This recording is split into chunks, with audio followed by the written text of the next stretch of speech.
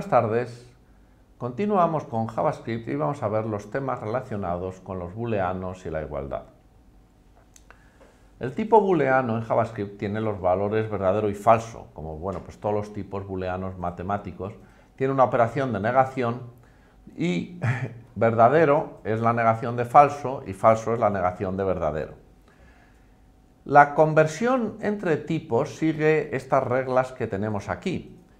0 menos 0, nota number, null, undefined y las dos formas de string vacío se convierten a false y todo lo demás se convierte a true.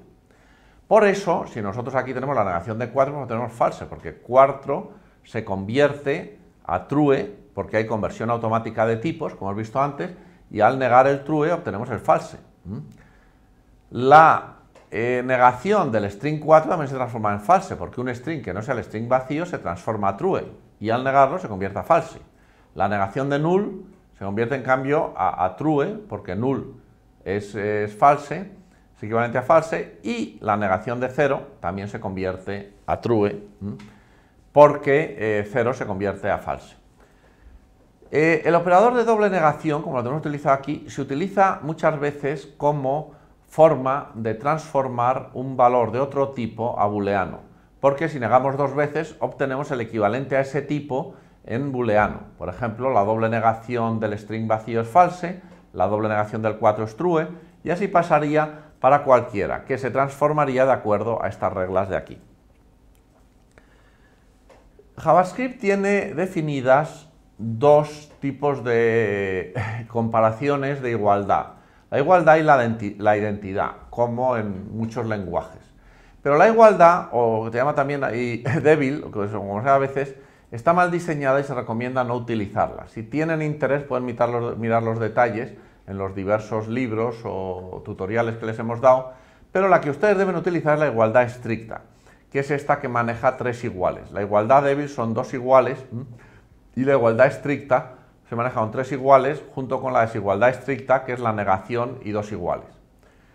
La igualdad estricta funciona muy bien con tipos básicos. Funciona como todas las igualdades estrictas en el sentido que compara los dos tipos si tienen los dos valores, si son el mismo y son del mismo tipo, da igual a true, si no da igual a false. Si son de tipo diferente, da igual a false.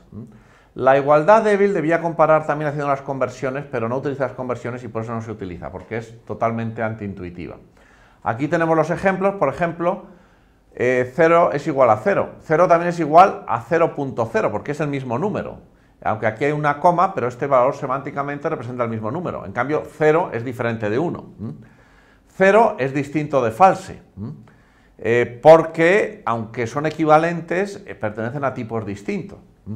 En cambio, los dos strings son iguales, los dos strings vacíos, tanto si se limita con dobles comillas como con comillas sencillas. Entonces, la igualdad estricta funciona bien cuando estamos en los tipos básicos. Si vamos a los objetos, la cosa ya empieza a funcionar mal, porque la igualdad se calcula sobre la igualdad de referencias, de los punteros que apuntan al objeto. Y por eso conviene redefinirla si queremos que tenga una cierta utilidad. Aquí tenemos el ejemplo típico que se pone. Tenemos la variable x, que es el objeto vacío, hacemos que la variable y sea igual a la variable x, al contenido de x, con lo cual en y se copia el puntero que apunta al objeto vacío que contiene x, por lo tanto los punteros van a ser el mismo y al compararlos pues van a ser iguales. Pero en cambio, si definimos una variable z a la que le asignamos el objeto vacío pero creado de nuevo de cero, pues este ya será otro objeto en memoria que tendrá un puntero diferente. Por eso aquí las igualdades funcionan de forma que x es igual a y, porque contienen el mismo puntero. De hecho, el puntero que apunta a x se ha copiado aquí en inicialización a la variable y. En cambio, x igual al objeto vacío nos da igual a false, porque el objeto vacío es un objeto que se ha creado en una zona de memoria y que se han comparado los punteros de ese objeto con el que contiene x, y son diferentes. Igual que x igual a z nos dará false, nos dará que son diferentes, porque contienen punteros diferentes, porque se han creado objetos en memoria diferentes. Entonces, estas igualdades de objetos habrá que redefinirlas si se quieren utilizar, porque así no funcionan bien. Hay que recordar que se puede utilizar siempre, sobre todo con tipos básicos, donde el funcionamiento y la semántica es la de la igualdad estricta que conocemos de matemáticas. Los operadores lógicos y, o y la asignación funcional, que es una especie de operador lógico, funcionan de una forma especial, o sea, no son operadores lógicos puros, y vamos a explicarlos. El operador y, que tiene la sintaxis esta con dos ampersands, el et español, es básicamente un operador que compone dos valores, pero que no da un valor lógico, sino que lo que devuelve es pues alguno de los argumentos. Lo que hace es mirar el valor de A, convertirlo a booleano. Si ese valor es false, devuelve A directamente, y si ese valor es true, entonces devuelve B.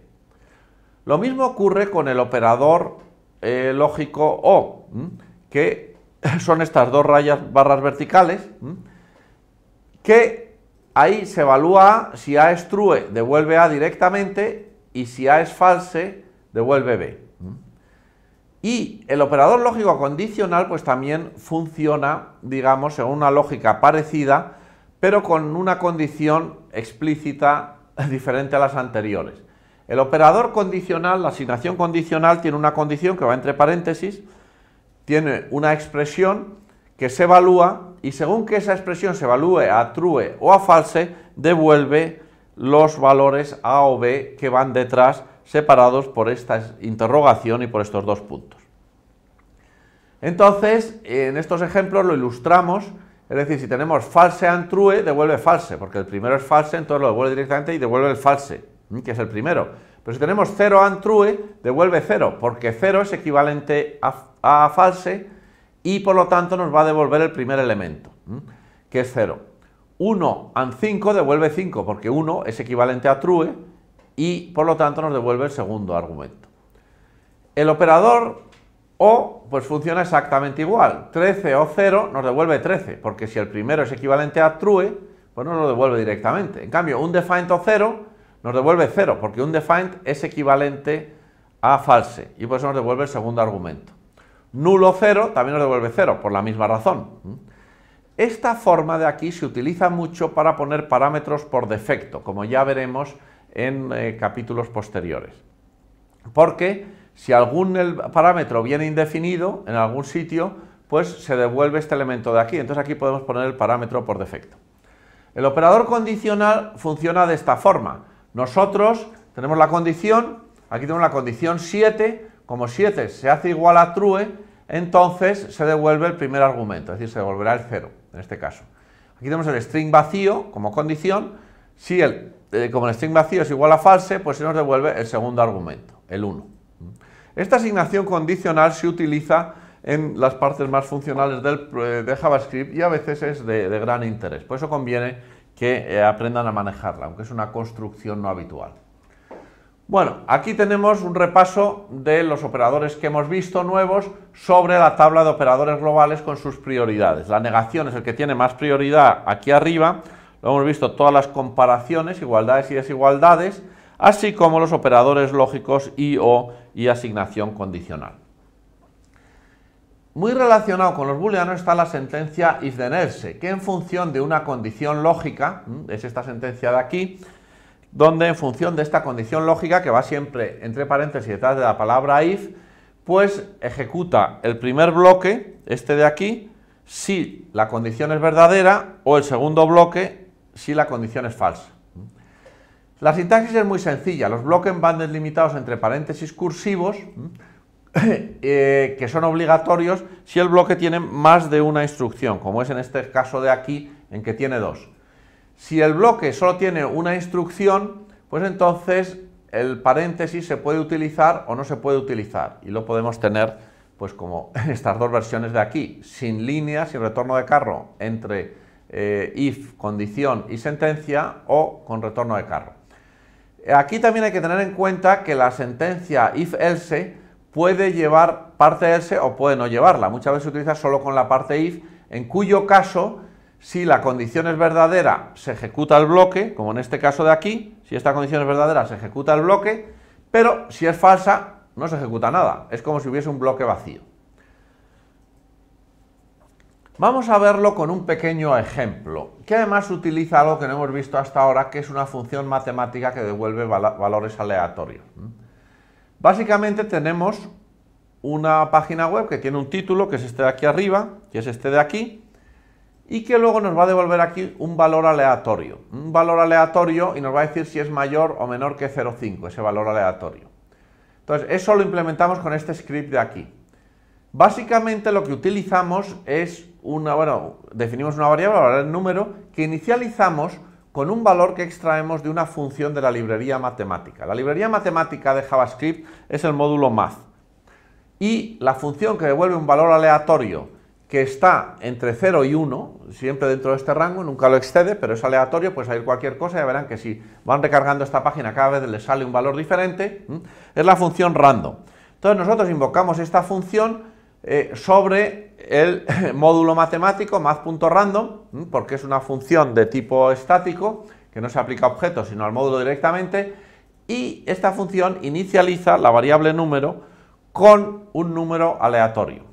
Después ponemos aquí una sentencia if, comprobamos si número es menor o mayor que 0,5 y en función del resultado de esto, si es menor nos dará true y entonces imprimimos en la página web número, aquí sacamos el valor de esta variable, digamos, y al que le añadimos el texto menor que 0,5. Si el número es mayor, la condición esta de aquí nos dará false y entonces se ejecutará esta sentencia de abajo y lo que sacaremos a la página en document_writeLine es número, el valor del número que se mete aquí, que se concatena con el string mayor que 0,5. Por eso nos sale este texto de aquí en la página. Las sentencias que hemos utilizado aquí para la parte if then else, pues son las sentencias if then else y también la sentencia de bloque que tienen aquí arriba, porque la sentencia que puede ir tanto en la parte if como en la parte else puede ser o una única sentencia o un bloque. Y con esto finalizamos este tema proponiéndoles este test de aquí. Nada más, muchas gracias.